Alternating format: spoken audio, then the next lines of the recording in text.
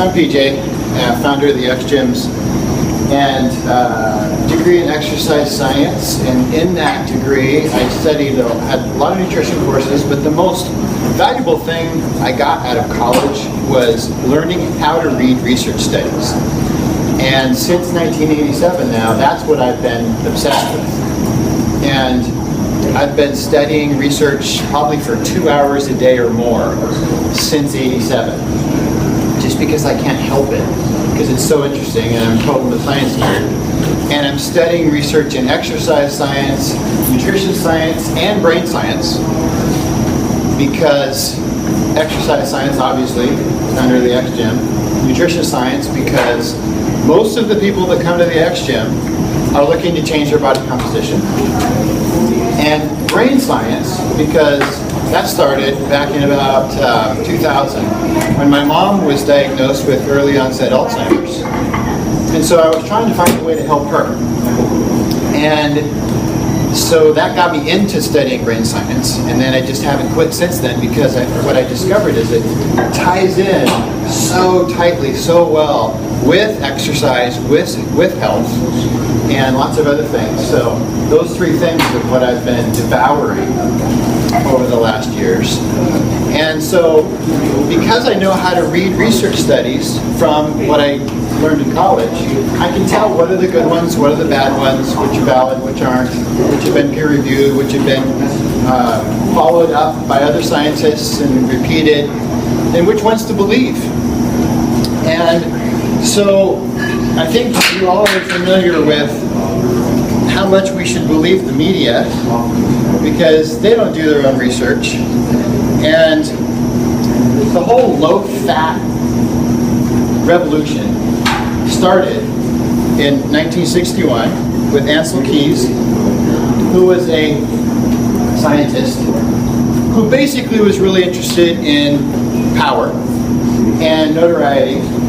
And so he came out with this flawed science that proved that low-fat eating was the way to go, because fat was unhealthy and really bad for you. And then, well, before that, Mark Twain came out with the quote, "If you don't read the newspaper, you're uninformed. If you read the newspaper, you're misinformed." So that's how the media explains things and how accurate they are with stuff, especially that has to do with health. And I'm sure you've all heard of bloodletting. Media was real big on that too. We're not doing that anymore. It's a bad idea. 1984, media came out with saturated fat and cholesterol as the bad guys. Same media, 1999, now it's the good guy. And they're still saying that it's the good guy and promoting high fat now, which is great, because this information came out only about 15 years ago. So they're only about 10 years behind, which is pretty good for the media. Usually they're 20 or 30 years behind. So the thing now is, fat is good for you. Fat helps you lose weight, if that's what you're looking to do. But fat is healthy. And the high-fat, low-carb diet is actually really easy to do. Yeah. Y'all know the guy code. This is so easy a caveman can do it, because cavemen did do it. This was how cavemen ate. High-fat, low-carb. It was very seasonal, so their diets changed from winter to summer. But it was always a lot of animal products, which is high protein. And most animals, by calories, are mostly fat. So it's automatically a high-fat, low-carb diet. And that's how our physiology was designed to eat. So that's why it's such a healthy way to eat. But thanks to Ancel Keys, we've gotten away from that, and we're eating more carbs. People still think low-fat is the way to go, which pushes more carbs into the diet, which is exactly how we're not designed to eat. And that's why we've got so much prevalence of obesity and disease. So your typical American diet, even today, is still like this. It's high carb.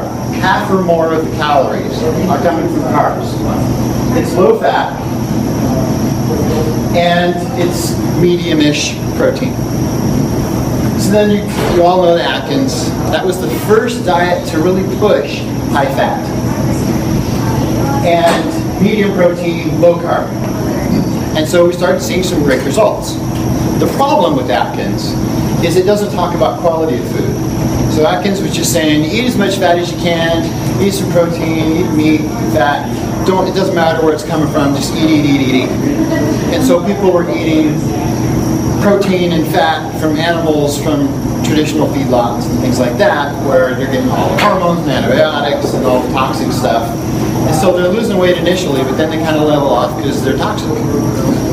And then the classic ketogenic diet, keto, probably heard about, and that's kind of the latest thing. It's funny that it's the latest thing because it's a really ancient thing. It's just kind of coming back around. It's not something new that's been invented.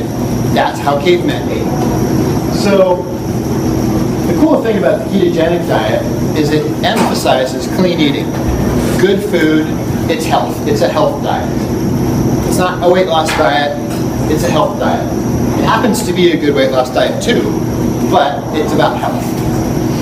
And it's about quality food and real food, and it's how our bodies were designed, because in ancient times, that's just how we ate. The typical American diet, by contrast, is real high on grains, which the ancient people didn't eat, real high on starches, they didn't eat those either, real high on sugar, they didn't eat those either, processed foods didn't have it, modern foods didn't have it. So we're eating all the stuff that we weren't designed to eat, and it's so recent. It's really in the last 20 years, frankly, with the explosion of this processed stuff that we're not supposed to be eating. Because if you look at the timeline of the whole human, we're just a hair right at the end. And even if we did eat this for the next 1,000 years, it's still not enough time for our bodies to adapt to it. So that's why you see all this obesity and all these health problems and all these diseases, because we're eating food we have no business eating. Question. Yeah. In traditional Asian diets and Mediterranean diets, there is more grains, but not typically as much processed grains. Yeah. And they're, compared to a keto diet, their carbs are much, much higher, and yet, traditionally speaking, still very small people. Not a whole lot of obesity on those diets. How does that factor or play in your mind? And that's changing. So with the Mediterranean diet and the Asian diet with a lot of rice, and Mediterranean with some bread and grains, lately they've been less and less active, and so it's harder to offset the intake of those carbs. So now they're getting bigger. If you look back 20, 30 years ago, they were way more active. They're still more active. If you go to Asia, they're walking everywhere, they're riding their bikes everywhere, very few people have cars. They're not sitting down all day at work and then getting home because they're tired from sitting down all day at work and sitting down at night at home watching TV. They don't do that like we do. They're walking around and they're very active, so they're running off a lot of those things. But they're getting more like us now. So if you look at the graph of obesity, it's going up just like it did with us starting in the 70s, but now they're starting. So they're on the same trajectory, it's just happening later. Because they're being lazier now, like we're teaching the world how to get fat and how to get unhealthy, and they're catching on and they're doing it too. So they're lagging a little bit behind, but they won't be able to get away with that anymore pretty soon. They're headed down that same path. Along those lines, the Asian culture especially has been eating lots of rice for thousands of years. So they're physiologically starting to be more tolerant, and they are more tolerant of that. But like I said, they're a lot more active. And when you take somebody from the Asian culture and move them to the United States and transplant them here, they're still eating their rice, but they're eating our food too. And they're following our culture habits of sitting down all day at work and then sitting down when they get home, and look what's happening. They're ballooning up just like we do. So I hope that answers your question. Yeah. So sugar burners. This is your typical American. and twice the carbs of a typical Asian, even traditional Asian. So less than half the activity and twice the carbs. So there's another explanation. 85% of Americans in our culture are eating standard American diet, SAD, and they're sugar burners. And that's their primary fuel source, is sugar. Because that's what they're feeding themselves. And so their body says, wow, look at this abundance of carbs. By sugar, I mean sugar, but I also mean carbs, like, or fast carbs especially. And so that's, starches, starchy vegetables even, but breads, pasta, refined, all that stuff. So carbs, fast carbs, sugar, we'll just call it sugar. It's all sugar. I mean, when you eat a white potato, it sounds healthy, and there are some nutrients in it, but after half an hour, it's just like, as far as the blood sugar is concerned and how the body, pancreas, and liver react to that, it's just like a Snickers bar. It's the same thing, same amount of sugar. And it's a very dirty fuel. When the body is burning that, what comes out as a byproduct, the exhaust, is very dirty. It's kind of like coal, dirty coal plant. High blood sugar swings up and down, energy highs and lows with those blood sugar swings, mood swings with those swings, insulin spikes with the blood sugar spikes. When your insulin is spiked, you're in a fat storing mode. It's your body storing the fat. That's why fat with carbs together is so fattening, because the carbs raise the insulin, and then the fat is stored that you just ate.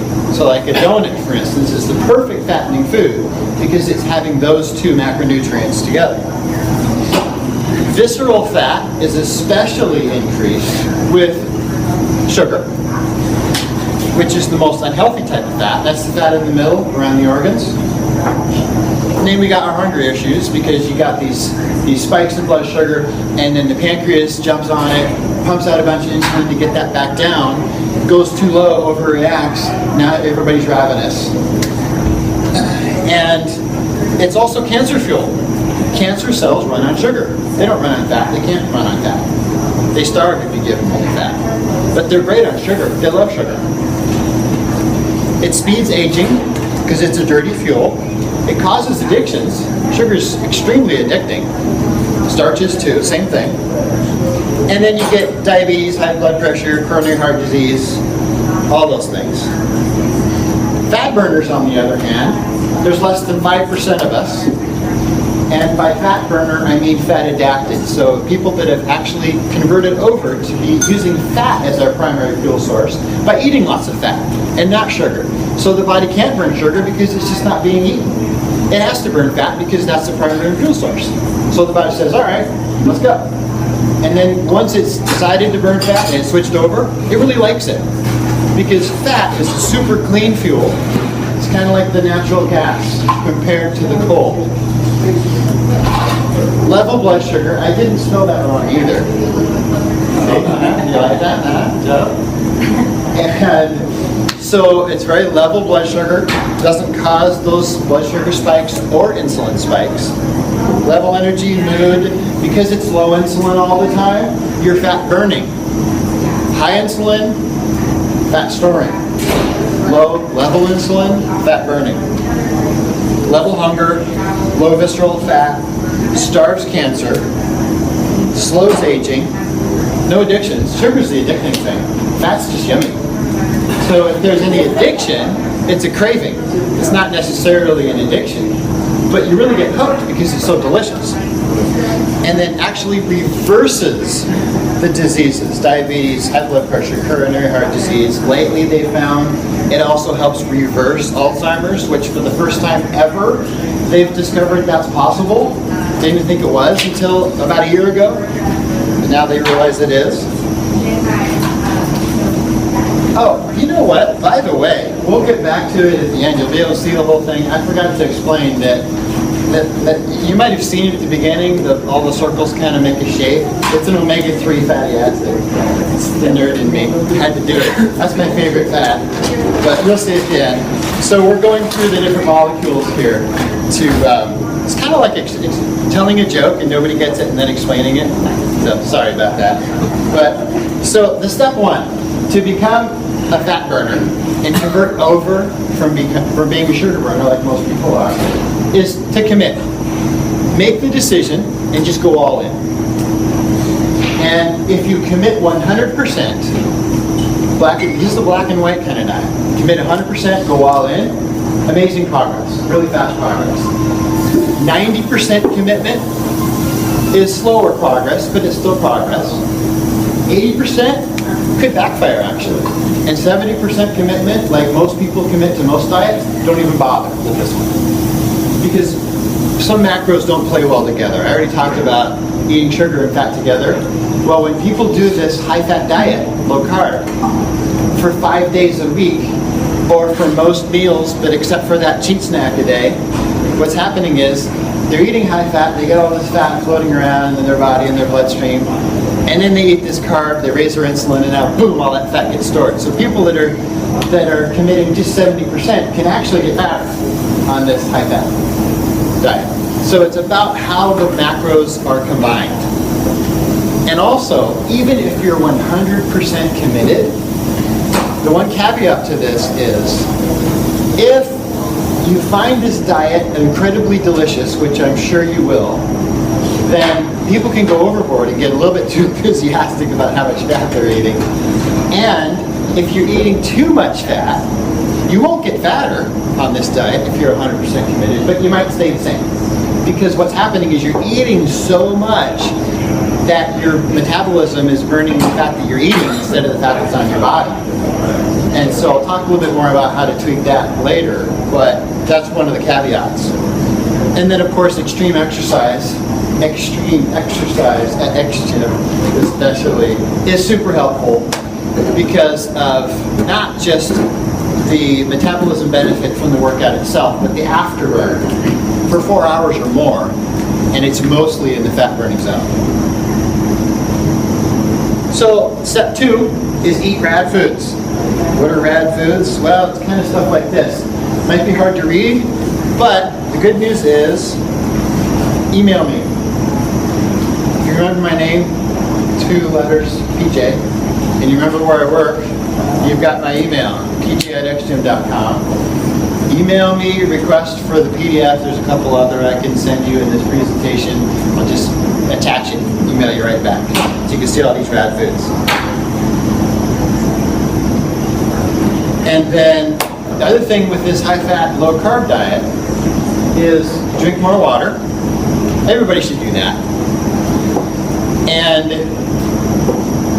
some people need to add salt because it's a super healthy diet and you're not eating the high-salt processed stuff, which has lots of salt.